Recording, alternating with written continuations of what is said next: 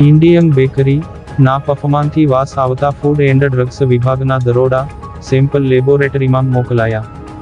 ભરૂચ શહેરના નગરપાલિકા સામે આવેલી જાણીતી ઇન્ડિયન બેકરી માંથી ખરીદેલા પફમાંથી દુર્ગંધ આવવાની ગ્રાહકની ગંભીર ફરિયાદને પગલે ફૂડ એન્ડ ડ્રગ્સ વિભાગે સઘન તપાસ હાથ ધરી છે।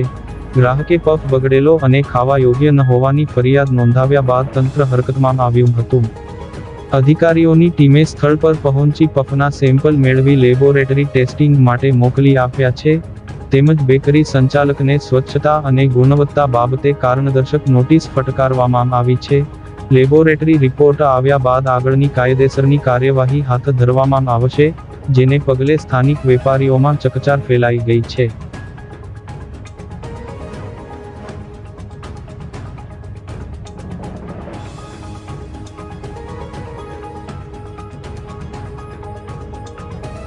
મારું નામ કુણાલભાઈ કાયસ્થ છે। હું 4:15 ગાળામાં આપણે ઇન્ડિયન બેકરી પર પફ ખાવા આવેલો હતો અને પફ ખાતા મેં જોયું કે અંદર કંઈક કાળું છે અને પછી એ જોયું તો એ સડેલું બટાકું હતું, જેથી મેં દુકાનદારને કીધું, પરંતુ તે લોકો ખાલી બદલી આપીશું એમ કરીને છૂટા થઈ જવાની વાત કરતા હતા, જેથી મેં ફૂડ એન્ડ સેફ્ટી ઓફિસરને બોલાવેલા અને અત્યારે એ સ્થળ પર આવી ગયેલ છે અને તેઓએ સેમ્પલ પફના લીધેલ છે અને આગળની કાર્યવાહી શરૂ કરેલ છે। બરાબર છે।